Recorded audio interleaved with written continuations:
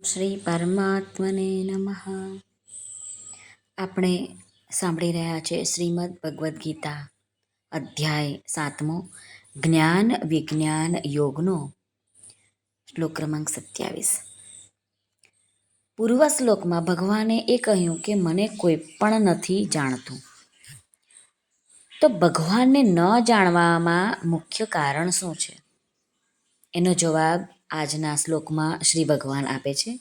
તો ચાલો આપણે આજનો શ્લોક ક્રમાંક 27 જોઈએ. શ્રી ભગવાનુવાચ ઈચ્છા દ્વેષ સમુત્થેન દ્વંદ્વમોહેન ભારત સર્વભૂતાનિ સમ્મોહં સર્ગે યાન્તિ પરંતપ. આ શ્લોકમાં આવનાર સંસ્કૃત શબ્દોના ગુજરાતી અર્થ સમજીએ.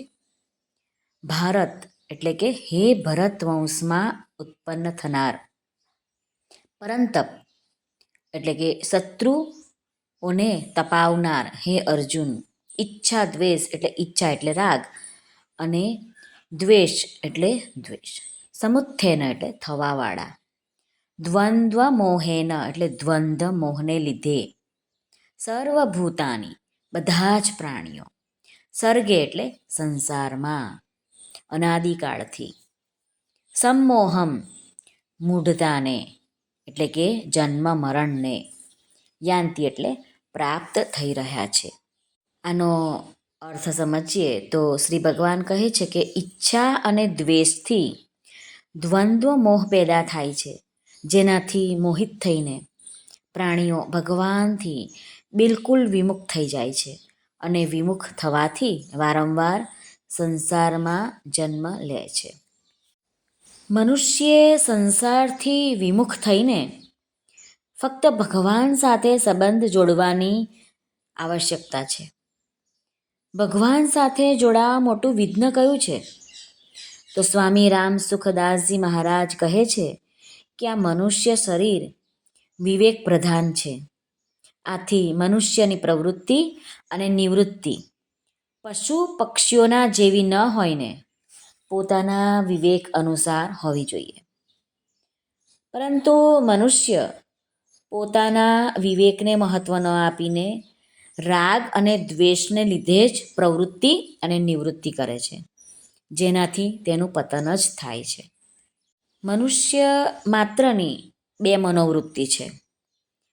એક તો કોઈના તરફ જોડાવું, અને બીજું કે એનાથી હટાવવું.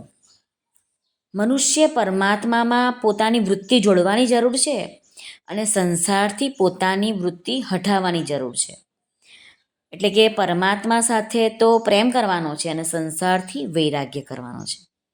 પણ જ્યારે આ બંને વૃત્તિઓને મનુષ્ય ફક્ત સંસારમાં જ જોડી દે છે, ત્યારે તે જ પ્રેમ અને વૈરાગ્ય ક્રમશઃ રાગ અને દ્વેષના રૂપમાં હોય છે, અને જેનાથી મનુષ્ય સંસારમાં ફસાઈ જાય છે અને ભગવાનથી સર્વથા વિમુખ થઈ જાય છે. પછી એવા મનુષ્યોને ભગવાનની તરફ ચાલવાનો અવસર જ નથી મળતો.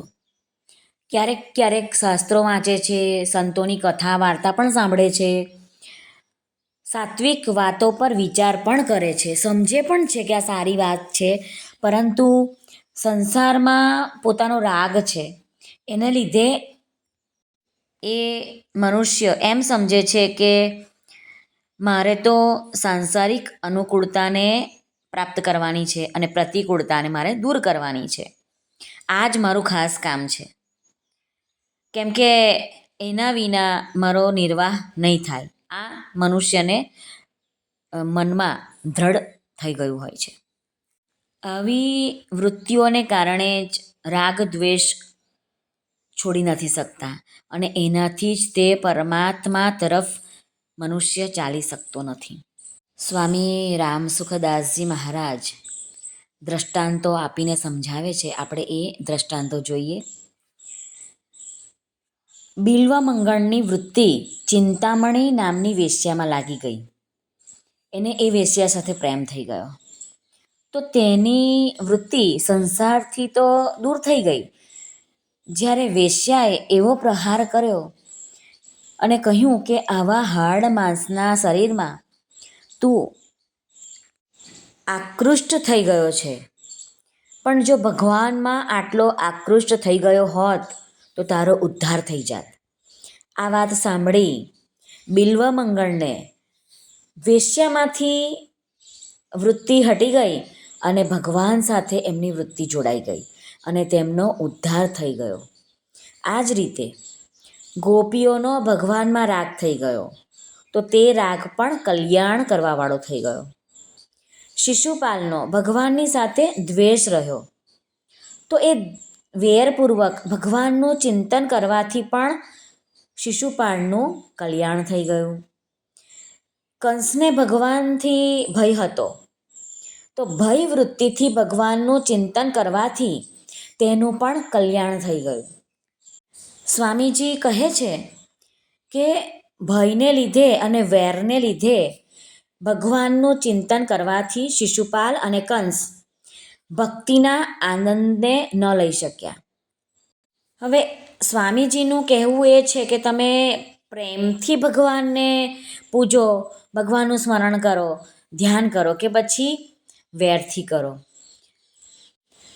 કોઈ પણ રીતે જો ભગવાન તરફ આકર્ષણ થઈ જાય તો મનુષ્યનો ઉદ્ધાર નિશ્ચિત જ છે. પરંતુ સંસારમાં રાગ, દ્વેષ, કામ, ક્રોધ, સારું, નરસું, અનુકૂળ, પ્રતિકૂળ આ બધા દ્વંદ્વો રહેવાથી મૂળતા દ્રઢ થાય છે અને મનુષ્યનું પતન જ થાય છે. ગીતાજીમાં આ દ્વંદ્વ મોહથી રહિત થાય અને ભગવાનનું દ્રઢ વૃત્તિ થઈને ભગવાનનું ભજન થાય, આ પ્રમાણે ગીતામાં દ્વંદ્વ રહિત થવાની વાત ઘણી વખત આવી છે. આથી ગીતાનો અધ્યાય પઠન પાઠન ઘરમાં થવું જોઈએ, વાંચન થવું જોઈએ અને ગીતાને સમજવાનો પ્રયત્ન પણ કરવો જોઈએ. ગીતાજીમાં ગવાયેલા દરેક મંત્રો એટલે કે શ્લોકો મંત્રો જ છે, કારણ કે શ્રી ભગવાનના મુખેથી નીકળેલી વાણી છે. આથી પણ આપણે ગીતાજીનું દર્શન, મનન, ધ્યાન, વાંચન દરરોજ કરવું જોઈએ. શ્રી કૃષ્ણાર્પણમસ્તુ. સર્વેને જય શ્રી કૃષ્ણ. રાધે રાધે. હરિઓમ તત્સત. જય ગુરુદેવ દત્ત. જય સ્વામિનારાયણ.